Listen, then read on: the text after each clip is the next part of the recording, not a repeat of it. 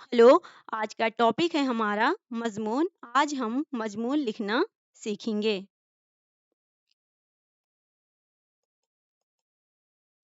जैसा कि आपको मालूम होगा, अगर आप 9th से 12th क्लास के बीच में हैं तो आपके एग्जाम में मजमून लिखना होता है।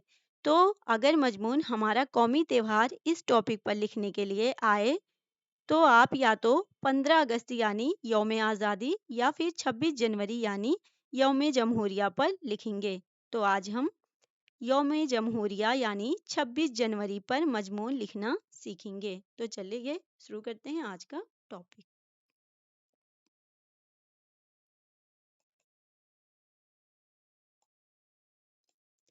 सबसे पहले हम हेडिंग डालेंगे यहाँ पर मजमून। उसके बाद दूसरी हेडिंग डालेंगे यौम जमहूरिया यानी 26 जनवरी।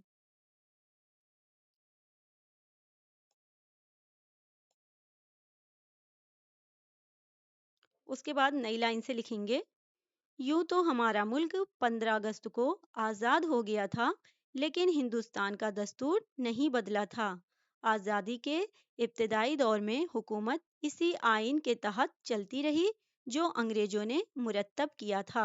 26 जनवरी 1950 ईस्वी में नए दस्तूर हुकूमत का ऐलान किया गया, जिसके मुताबिक हिंदुस्तान को एक जमहूरी हुकूमत करार दिया गया। यह दिन हमारे मुल्क की तारीख का एक अहम तरीन दिन माना जाता है, क्योंकि 26 जनवरी को मुल्क ने पूरी तरह से अंग्रेजों के असर से आज़ाद होकर खुद अपनी हुकूमत के कवानीन मुरतब किए और जमहूरी निज़ाम को अपनाया। उसके बाद हम फिर नई लाइन से लिखेंगे, इस अहम दिन की याद ताज़ा करने के लिए पूरे मुल्क में 26 जनवरी को बड़ी शान व शौकत के साथ मनाया जाता है। नई लाइन से लिखने के लिए यहाँ हमें थोड़ी सी जगह छोड़नी पड़ेगी, जो कि यहाँ पर नहीं छुटी है, लेकिन आप लिखिएगा तो यहाँ पे छोड़िएगा।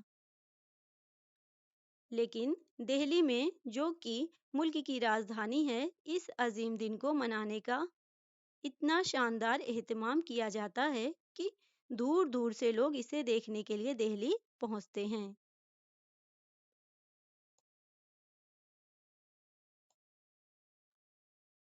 26 जनवरी मनाने की तैयारियां दिल्ली में महीनों पहले शुरू हो जाती हैं। जूं जूं दिन करीब आता जाता है, तैयारियों में जोर व शोर पैदा होता जाता है।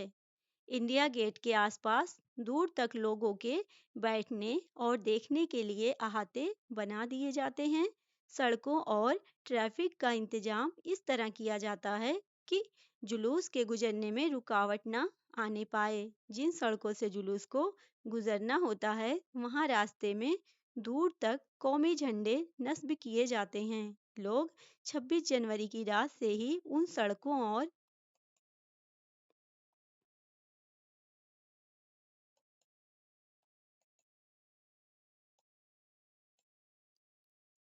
मकानों के करीब जमा होना शुरू हो जाते हैं, जहां से जुलूस को गुजरना है।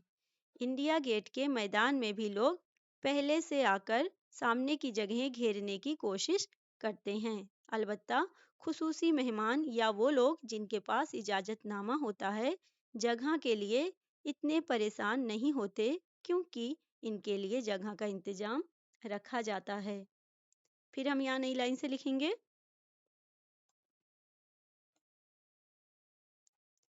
26 जनवरी का प्रोग्राम सुबह से पहले सद्र को सलामी देकर शुरू किया जाता है। सद्र को सलामी देने के लिए बर्री, बहरी और हवाई फौज तीनों के दस्ते अपनी अपनी यूनिफॉर्म में बड़ी शान से आते हैं और देखने वालों को हिंदुस्तानी फौज की अजमत का एहसास दिलाते हैं।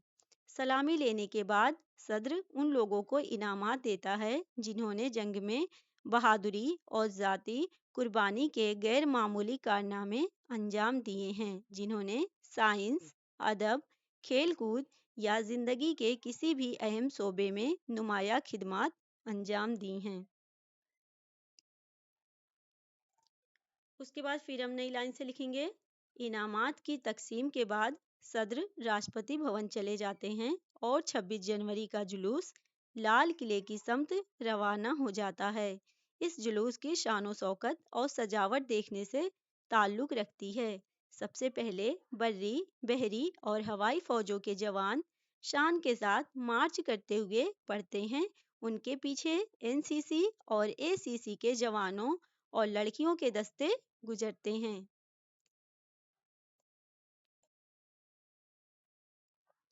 ان کے علاوہ پولیس اور BSF اور فائر بریگیڈ کے دستے بھی جلوس میں شامل ہوتے ہیں۔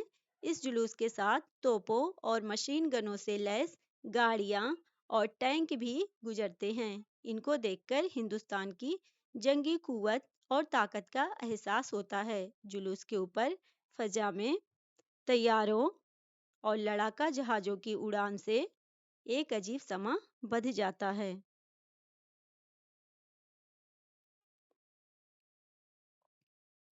اس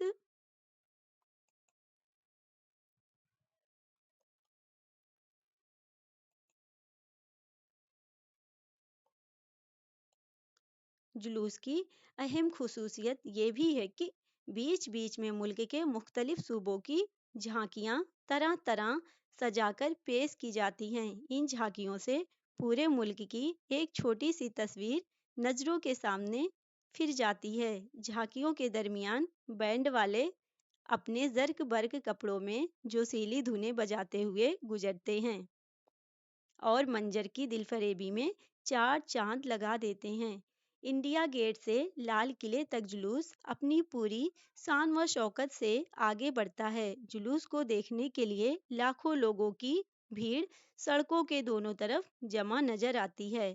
ہر آدمی دوسرے کو دھکیل کر آگے بڑھنے کی کوشش کرتا ہے کہ ٹھیک سے جلوس نظر آ سکے۔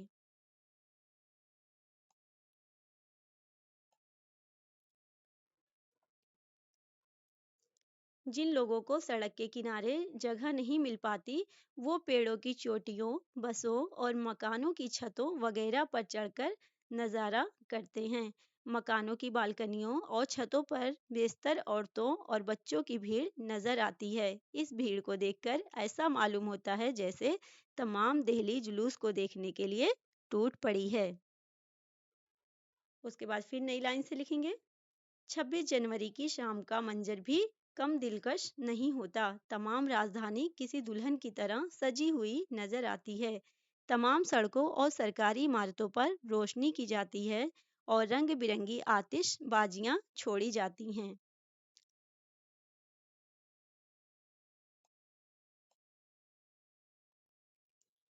پھر نئی لائن سے لکھیں گے۔ 26 جنوری کی سجاوٹ اور شان و شوکت دیکھنے والوں کو دلچسپی کا سامان ہی نہیں فراہم کرتی، بلکہ ان کے دلوں میں ملک کی آزادی کو برقرار رکھنے کی امنگ بھی پیدا کرتی ہے۔ اسے آپ ایک بار پڑھ لیں گے تو آپ کو آسانی سے کہانی کی طرح یہ یاد ہو جائے گا۔ Thank you so much.